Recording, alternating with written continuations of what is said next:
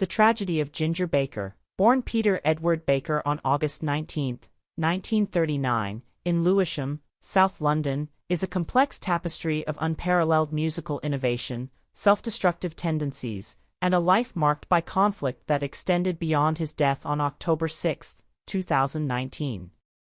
As the fiery drummer of Cream, rock's first supergroup, Baker redefined drumming with his jazz-infused polyrhythmic style, earning acclaim as rock's first superstar drummer. His work on songs like Sunshine of Your Love and the iconic drum solo Toad set a benchmark for rock percussion, influencing drummers like Neil Peart and Stuart Copeland. Yet Baker's story is one of brilliance overshadowed by heroin addiction, volatile relationships, financial ruin, and a family rift that erupted after his passing. The query, "What really happened to Ginger Baker?" invites a dive into the chaos of his life, a man whose genius came at the cost of personal turmoil, leaving a legacy as turbulent as his double bass drum rolls. Baker's early life was shaped by loss and rebellion. Nicknamed Ginger for his flaming red hair, he lost his father, a bricklayer, at age 4 during World War II's Dodecanese campaign. Raised by his mother, a tobacconist in a working-class neighborhood, Baker was a restless child, excelling at football and cycling until a taxi accident at 16 ended his Tour de France dreams. Drumming became his outlet, sparked by banging rhythms on school desks and encouraged by classmates. At 15, he sat in with a jazz band, discovering a natural talent honed under jazz drummer Phil Seaman. By 1962, Baker replaced Charlie Watts in Alexis Corner's Blues Incorporated, later joining the Graham Bond organization with bassist Jack Bruce. This partnership, marked by fiery chemistry and conflict, led to the formation of Cream in 1966 with Eric Clapton, a trio that would change rock history. Cream's meteoric rise was fueled by Baker's revolutionary drumming. His use of twin bass drums, inspired by jazz drummer Louis Bellson, and extended solos in Toad elevated the drummer from timekeeper to star. Albums like Disraeli Gears, 1967, and Wheels of Fire, 1968, sold millions, blending blues, psychedelia, and jazz. Yet Baker's volatile personality clashed with Bruce's, with Clapton often playing referee.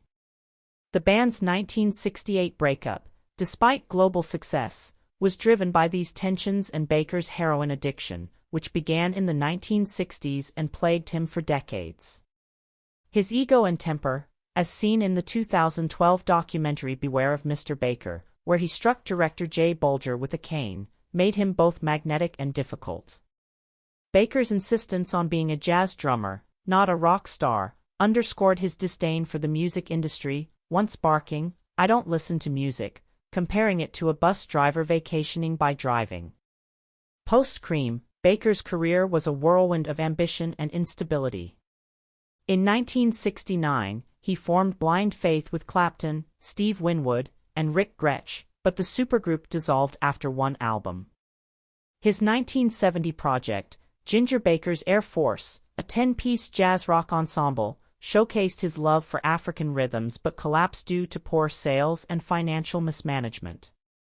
Baker's move to Nigeria in 1971, documented in Ginger Baker in Africa, was a bold escape from London's drug scene.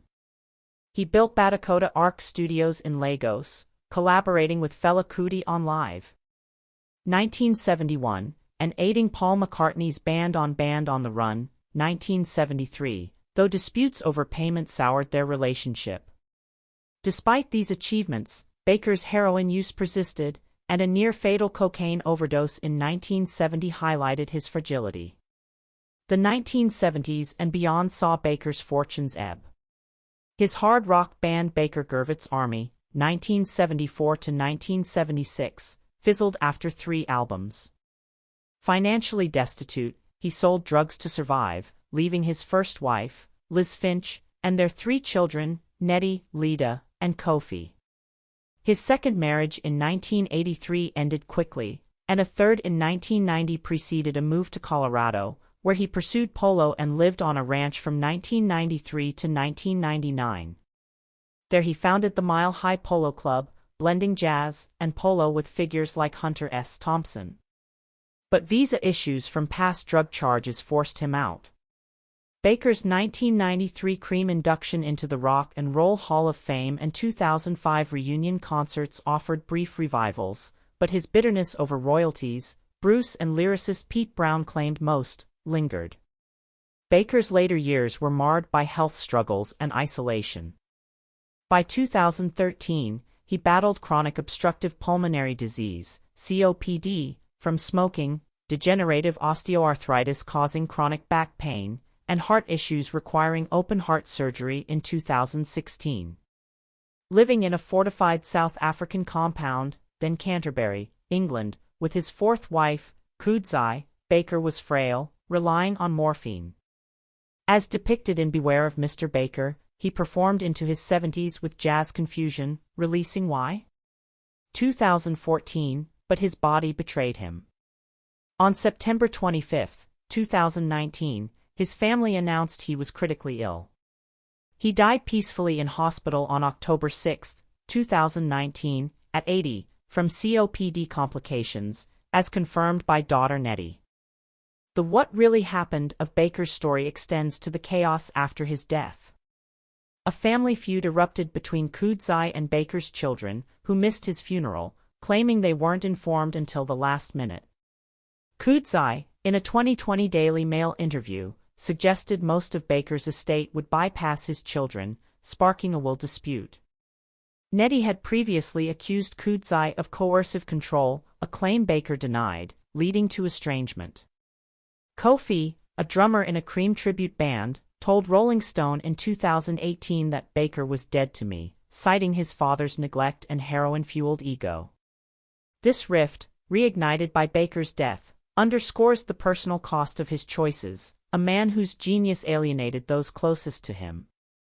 Ginger Baker's tragedy is multifaceted, a drummer who reshaped rock but couldn't escape his demons. His heroin addiction spanning 25 years dulled his empathy, as Kofi noted, leaving a trail of broken relationships.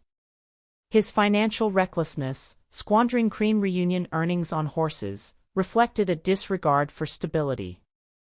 Yet his musical legacy endures, from Cream's anthems to his Afrobeat collaborations. Baker's life, as filmmaker Jay Bolger said, shows what happens when you live without compromise, a path of brilliance, rage, and solitude. His story is a cautionary tale of talent untamed, leaving fans to marvel at his rhythms while mourning the man who couldn't find peace.